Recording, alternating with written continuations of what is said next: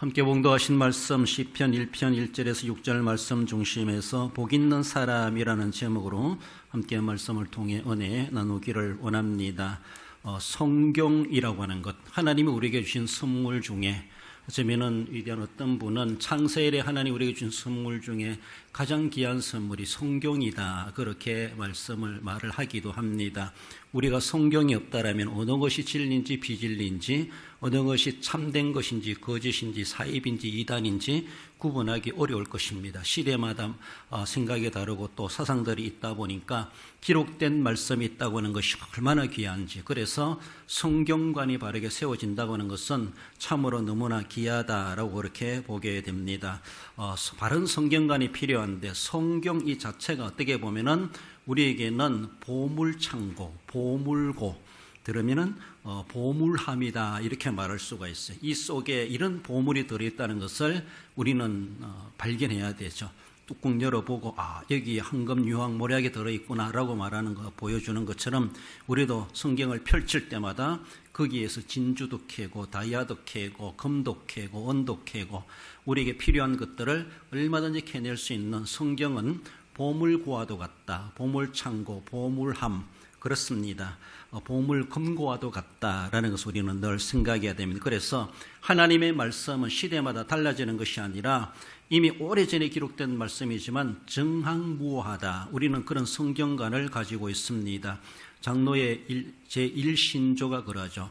하나님의 말씀, 성경은 하나님의 말씀이니 우리의 신앙과 본분에 정항무한 말씀, 하나님의 말씀이다, 그렇게 고백하게 됩니다. 처음부터 끝까지 모든 말씀이 무오하다, 이렇게 말합니다. 그런데 오늘날에 와가지고 조금 자꾸 무오성 보다가는 말을 만드는 것 중에 뭐가 있는가 하면 무류성을 무류성, 오류가 없다, 이 말인데, 신앙과 구원에 대해서 오류가 없다, 이렇게 하면서 우리는 성경 무오설을 이야기하는데, 무오설이라고 하는 것은 성경 전체에 대해서 어떤 면이든지 간에 무오하다, 이렇게 말하는데, 오늘 WEA라든가 이런 데서는 조금 성경관을 완화시키는 그런 경향이 있지 않나, 그래서 반대하는 그런 입장의 사람들도 있는데, 무류설을 이야기하는, 무오성이 아니라 무류성, 오류가 없다, 이 말이죠. 어떤데?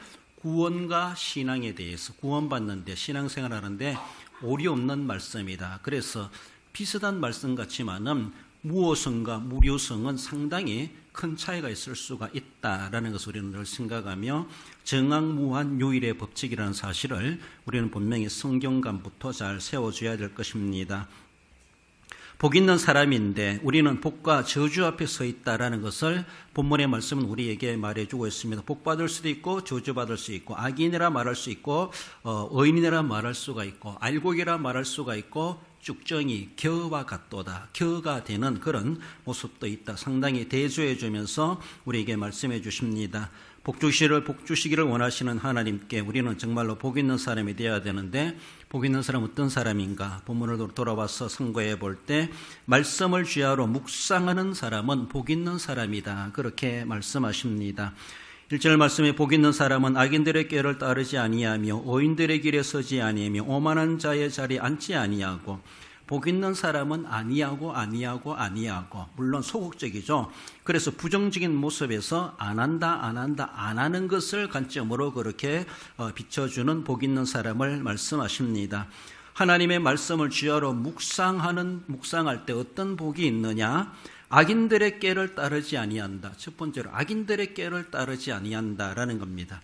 악인들의 꾀가 뭡니까? 애차라는 그런 단어를 쓰는데, 악인들의 충고, 악인들의 조언, 악인들의 의논, 또 악인들이 우리에게 아주 달콤하게 이렇게 속삭이는 그런 말, 그 말에 따르지 않는다는 것이죠. 듣기에는 좋은데 알고 보면은 악의 수법이 담겨 있다는 것이죠. 그걸 분별해내는 것이죠. 말씀이 내 속에 있으니까 말씀으로 다시 그 악인들의 소리를 들으면서 분별해낸다는 겁니다. 그것이 정말로 좋은 것인가 안 좋은 것인가. 우리는 뭔가 들으면은 이 말도 그럴듯하고 이 말도 그럴듯하고, 그럼 어떻게 해야 되지?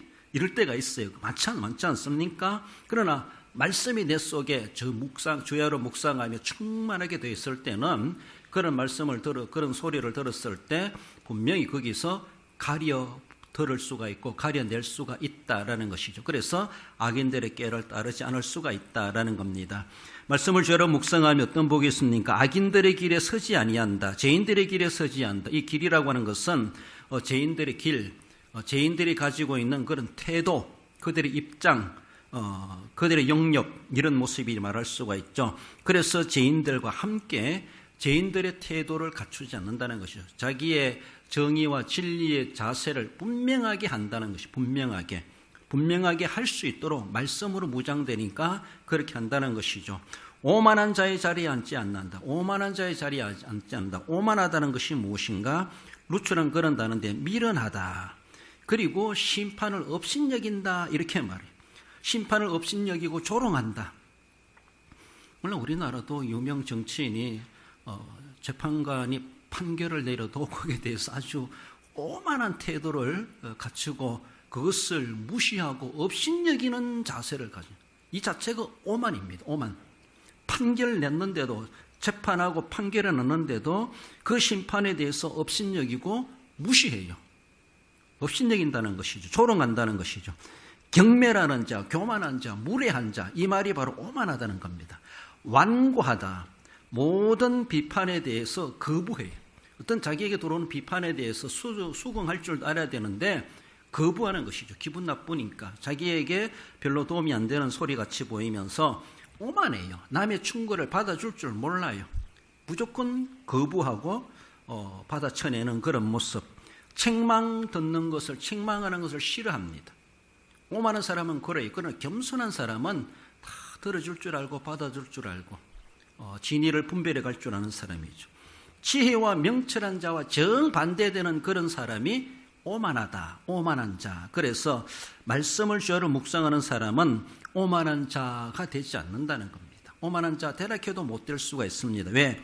말씀이 자기를 다스리기 때문에. 결코 말씀의 가르침을 제대로 가르침을 받는 사람은 그런 인성과 영성이 모든 사람 앞에도 덕이 되고 하나님께도 영광이 되는 그런 삶을 살아가지, 자기만 살겠다라고 이기주의로 불법이든 또 진리든 모든 것을 무시해버리고 자기 입장대로 해석하고 거기에 임하여 가려고 하는 너무나 대먹지 못한 오만한 그런 모습들이 얼마나 많은가. 우리 사람들에게는 이런 오만성이 다 있습니다.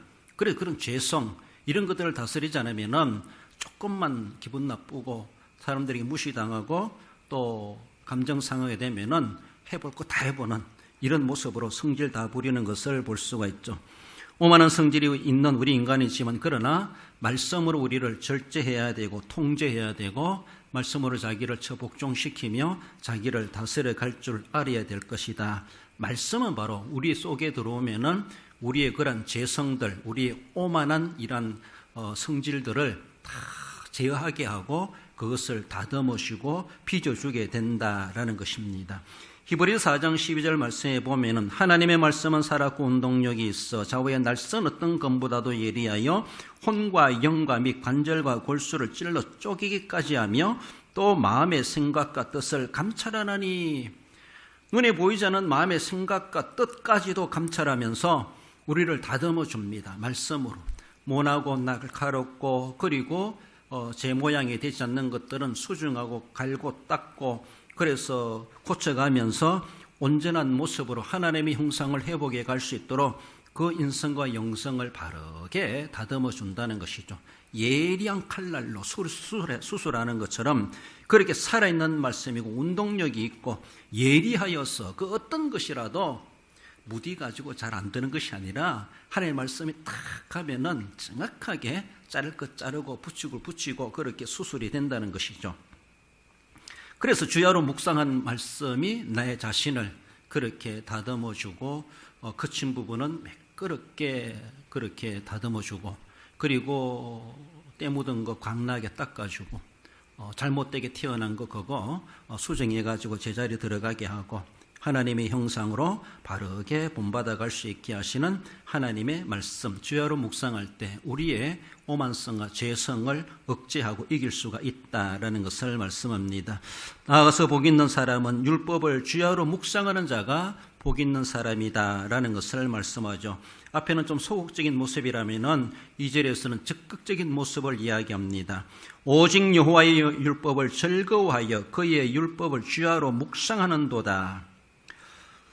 하나님의 율법에 대해서 기쁨으로 반응한다는 것이죠. 하나님의 말씀, 그 율법을 기쁨으로 내가 거기에 반응을 보이는 것이죠. 또 저 말씀 듣고 싶지 않고 지루하기도 하고 진부하기도 하고 계속 들었던 말씀 신선하지도 않고 막 그렇게 여기는 것이 아니라 하나님의 말씀 언제 들어도 듣고 싶었던 것처럼 반갑게 여겨지는 그런 모습. 여러분들 설교도 있잖아요. 책도 공부하는 사람들 느낄 거예요. 한 번 볼 때, 두 번 볼 때 달라요. 한 번 다 정독해서 봤는데 그 다음에 또 보면 또 새로운 것이 보여요. 몰랐던 걸 알게 되고. 그래서 반복적인 공부, 지속적인 공부가 참 중요해요. 여러분들 예배나 또 설교도 마찬가지예요. 저는 불만이 제 설교가 일회용이 되는 게 너무 아깝다. 저는 그렇게 생각이 드는데 여러분 어떨지 몰라도 한 편의 설교를요 한 번 듣는 것으로 만족하지 말고 오늘날 얼마나 좋아요. 카페도 있고 또 유튜브도 있고 괜히 그냥 틀어놓으세요. 일하면서도 옆에 틀어놓으세요. 틀어보면요 그때 들었던 말씀 또 두 번째 듣고 세 번째 들어보면은 또 달라요.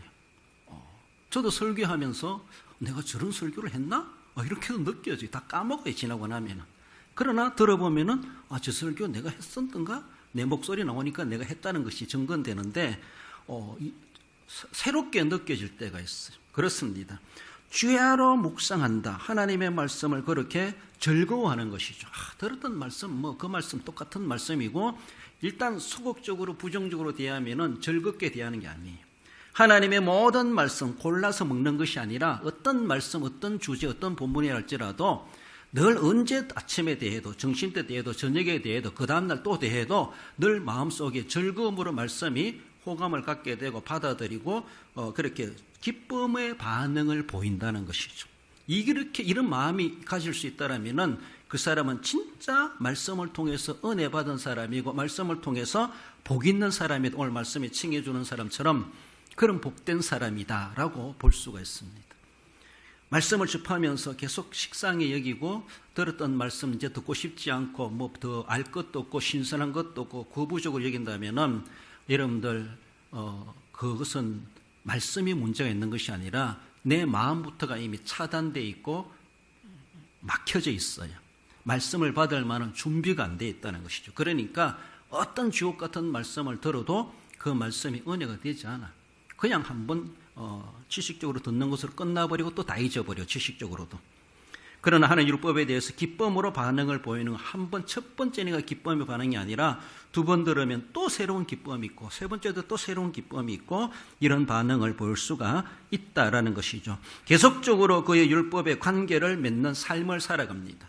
말씀과 무관한 삶이 아니라 늘 그 말씀에 지속적으로 계속적으로 말씀과 깊이 있는 관련을 맺고 살아가는 그런 모습이죠.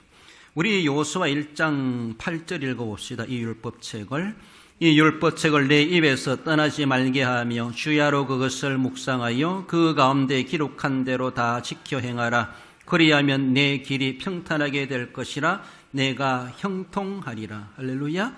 여기에서 주야로 그것을 묵상하며 정말 복 있는 사람들은 이렇게 했다는 것이죠. 하나님께서도 여호수아에게 그것을 명하지 않습니까? 어떻게 보면 딱딱한 것 같고 삶의 제한을 주는 그런 율법책, 율법 말씀 같지만은 하나님은 내 입에서 떠나지 말게 하라. 늘 얼조리고 묵상하고 암송하고 주야로 그것을 묵상하며 기록된 것을 읽고 그것을 행하라. 그리하면 내 길이 평탄하게 될 것이라. 내가 형통하리라. 이만한 복이 어디 있습니까? 불통될 것이 형통하게 된다는 것이죠. 여기서 우리가 율법을 즐거워한다라는 것은 어떤 사람이 행하거나 그것을 가지고 싶어하는 거예요. 거기에 대해서 거리감을 두는 것이 아니라 즐거워한다는 것은 그것을 내가 소유하고 싶은 것, 가지고 싶은 그런 성향, 그것을 강하게 가지고 싶은 소원, 욕구 이런 것을 즐거워한다 이렇게 말합니다. 즐겁지 않은 것을 누가 가지고 싶어 하겠습니까? 즐거움이 되니까, 즐거워하는 것이니까 내가 소유하고 싶고 가지고 싶고 남 주고 싶지 않고 내가 더 계속 가지고 싶은 거룩한 욕심을 가지게 되는 것을 볼 수가 있습니다. 그래서 그 말씀을 주야로 묵상한다. 여기서 2절 말씀에 주야로 묵상한다라는 것은 하가란 그런 단어인데 말을 한다, 속삭인다 이런 의미를 가지고 있어요. 그래서 그것을 내 마음속에 되새김질하는 거 이런 것도 필요한데, 그리고 그것을 속삭인다라고 하는 것은 주석가는 그렇게 말해요. 이걸 암송하는 것으로도 연결시켜줍니다. 말씀을 묵상한다라는 것.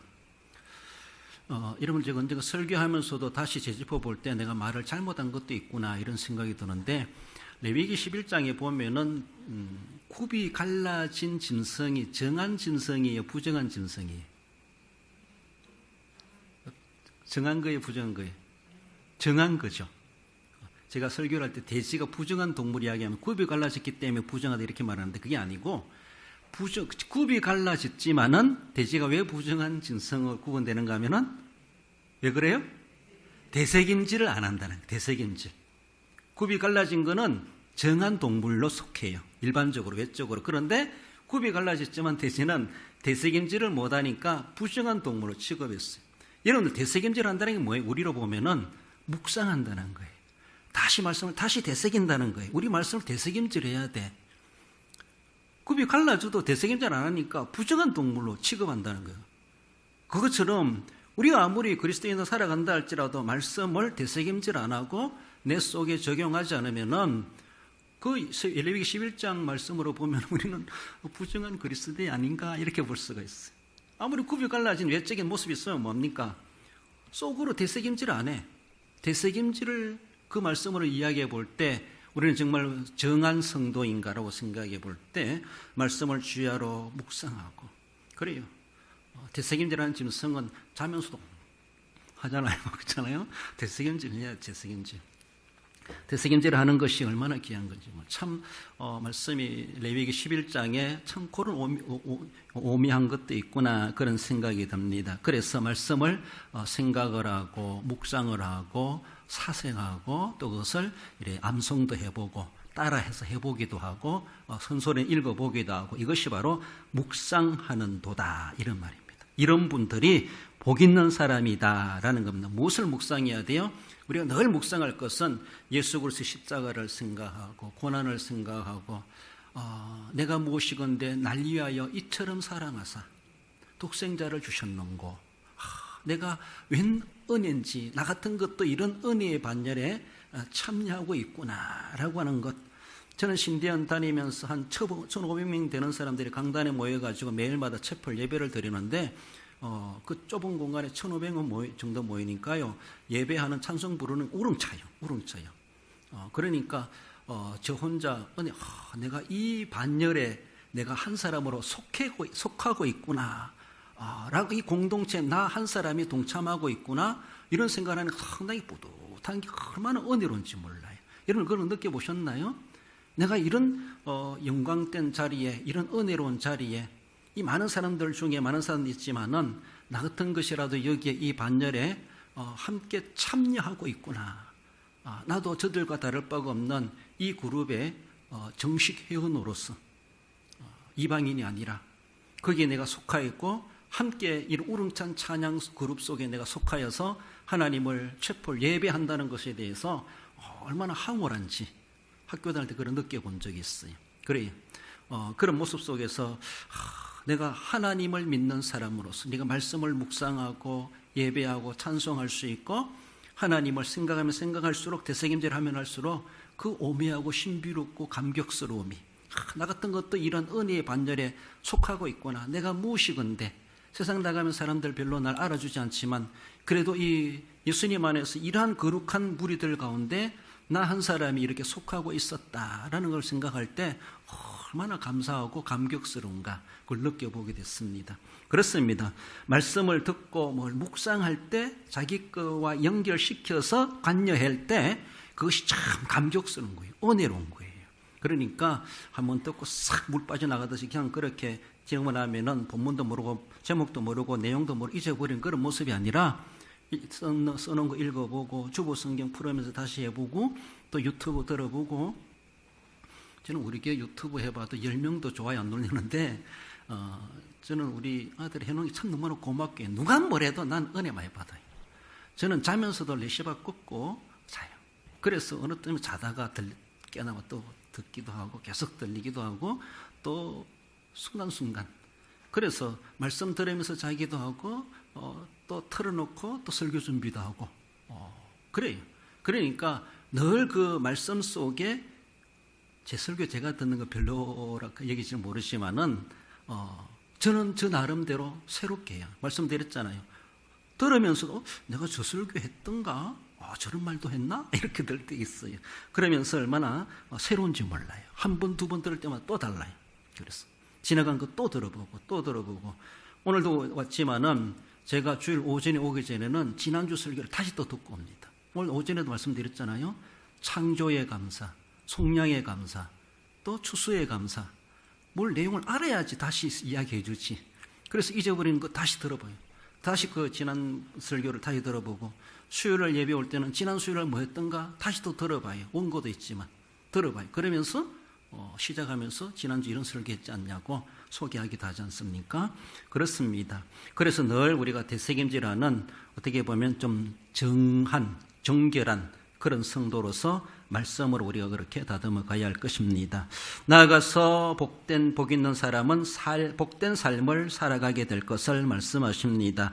만사 형통한 삶을 살아가죠. 3절 하반절에 그가 하는 모든 일이 다 형통하리로다. 모든 일이 형통한다는 거예요. 말씀으로 살아가니까 의인과 악인의 삶이 대조되죠. 악인은 그렇지 아니하며 그런데 의인은 형통하다 그렇게 말합니다. 5절 하반절에 죄인들이 의인의 모임에 들지 못하리로다.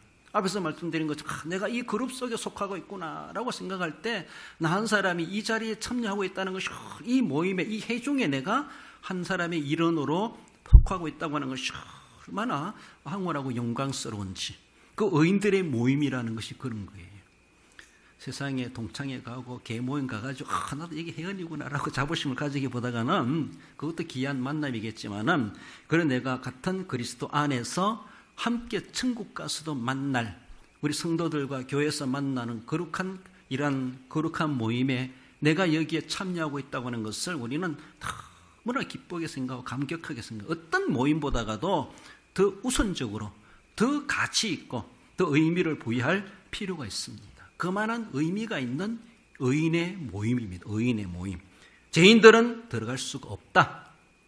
극단적인 모습에서는 천국에는 죄의 티끌을 품고 있는 사람도 들어갈 수 없다는 홀이라도 갚지 않으면 못 들어간다 말씀하시는 것처럼 그럼 우리를 천국의 그 모임에 들어가게 하시는 오늘 교회 모임이 바로 천국에 모용되는 모임이요. 의인들의 모임에 우리를 참여케 하시되 죄인들은 결단코 거기에 들어갈 수가 없다라는 것입니다. 만사 형통한 삶이 영이 되게 되고 하나님께 인정받는 삶이 될 것을 말씀하십니다. 하나님의 백성의 영원한 복과 악인들의 멸망이 극명하게 대조해 주고 있죠. 그렇습니다. 의인의 복과 악인의 mel망의 기준은 어디까지나 하나님이십니다. 악인이요 의인이요 분별하는 것도 하나님이시고 그리고 의인들에게 복을 주시고 악인들을 멸망케 하시는 것도 절대의 기준은 우리 하나님이십니다. 하나님이 심판주이시고 화와 복의 생사의 주권자이시다라는 겁니다. 그래서 하나님께 내가 인정받는다는 것은 악인으로 취급되고 멸망당하는 것이 아니죠. 하나님께 인정받아야 돼요.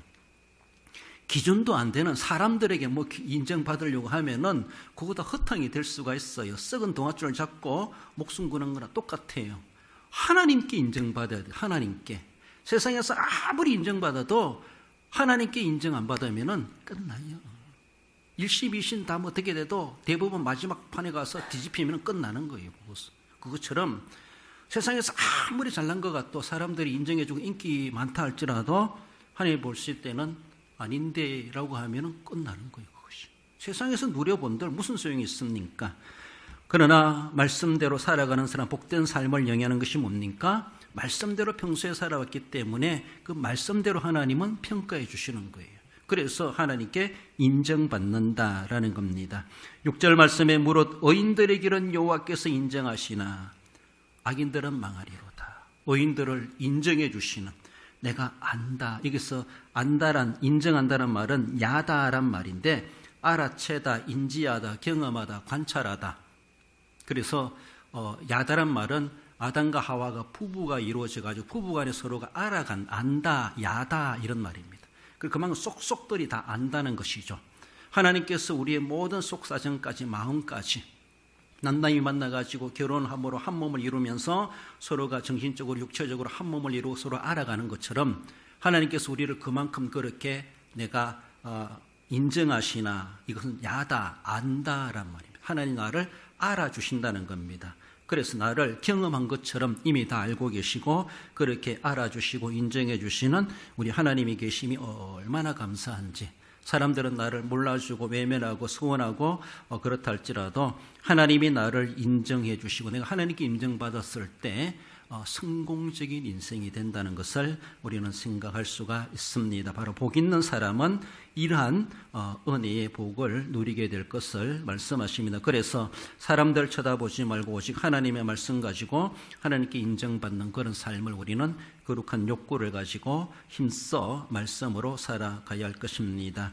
우리 결론적으로 읽어봅시다. 하나님의 말씀을 즐거워하여 주야로 묵상함으로 악인의 습성과 오만의 재성을 다스리고 믿음이 성장하여 하나님께 인정받는 삶을 용이하는 성도가 됩니다. 그렇습니다. 말씀을 즐거워하고 주야로 묵상하고 거부적이지 아니하고 아침이나 점심이나 저녁이나 오늘이나 내일이나 반복적인 말씀이랄지라도 늘 즐거움으로 수용하고 받아들이고 그랬을 때 이미 말씀이 내게 들어오게 되어 있습니다. 악인의 습성과 오만한 죄성을 다스리고 그것과 싸워 이기고 믿음이 늘 성장하여서 하나님께 인정받으시고 하늘의 상급을 소망하기 합당한 우리 모든 성도 여러분들 되시기를 주님의 이름으로 축원드립니다.